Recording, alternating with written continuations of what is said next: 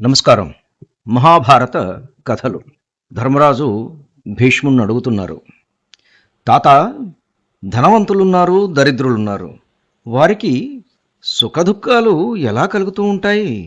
అందుకు భీష్ముడు, ధర్మజ, పూర్వం శంపాకుడు అనే ముని నాకు చెప్పినది నీకు యథాతథంగా చెబుతాను, విను. డబ్బేమాత్రమూ లేనివాడు అకించనుడు, ఏమీ లేనివాడన్నమాట.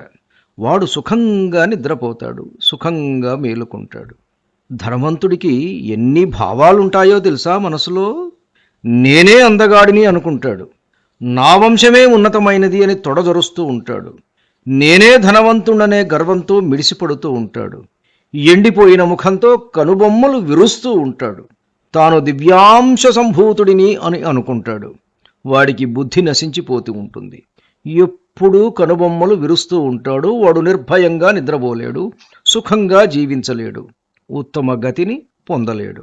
తాత, మరి దరిద్రుడు కూడా ధన సంపాదన మీద ఆశతో ప్రయత్నం చేస్తాడు కదా, ఆ ప్రయత్నాలు ఫలించనప్పుడు వాడికి మనశ్శాంతి ఎలా పుడుతుంది అని అడిగాడు. ధర్మరాజు అడిగిన ఈ ప్రశ్నకు భీష్ముల వారు, నాయనా, నాకు తెలిసిన ఒక దరిద్రుడైన బ్రాహ్మణుడున్నాడు. అతని పేరు మంకి, మహామేధావి. అతనిదొక చిత్రమైన గాథ. ఎన్నోసార్లు ఇతను ధన సంపాదన కోసం ప్రయత్నించి విఫలుడయ్యాడు. సరే, పట్టు వదలక రూపాయి కూడబెట్టి ఒక గిత్తల జత కొన్నాడు. వాటికి శిక్షణ ఇచ్చి ఉపయోగిస్తే ధనం సంపాదించవచ్చు కదా అని అతని ఆశ. వాటికి శిక్షణ ఇవ్వడానికి ఒకరోజు ఉదయం పూటనే ఆ 2 గిత్తల మెడలను ఒకే తాడుతో కట్టి వాటిని తోలుకుపోతున్నాడు. కట్టిన తాడు, రెండిటి మధ్య ఉన్న తాడు పొడవుగా ఉండడం వలన ఆ రెండిటి నడుమ బాగా ఎడం ఉన్నది.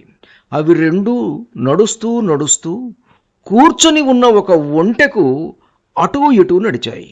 దీనితో కంగారు పడిన ఆ ఒంటె బెదిరిపోయి ఒక్క ఉదుటున లేచింది. 2 ఎడ్లను కలిపి ఉంచిన తాడు మధ్య భాగం దాని మూపుకు చుట్టుకున్నది. అంతే, ఒక్కసారి 2 గిత్తలు ఒంటెకు చెరో ప్రక్కన వేళ్లాడసాగాయి.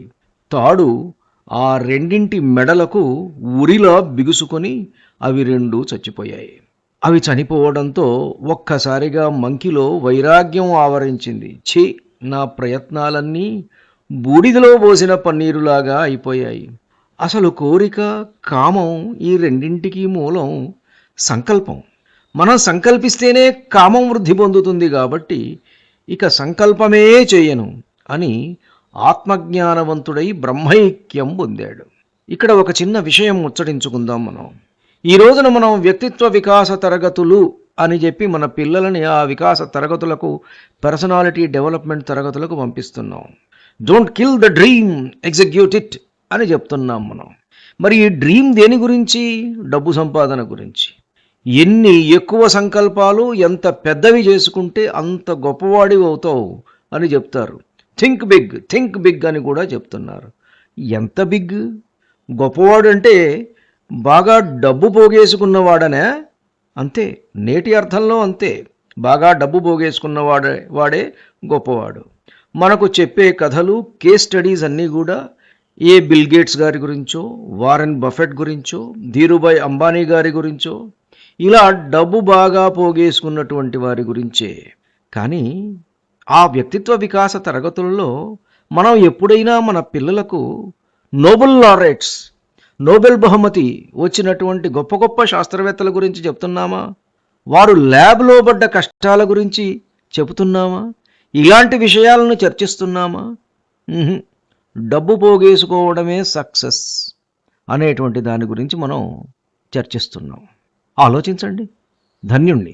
నమస్కారం. మీ ఊటుకూరు జానకి రామారావు.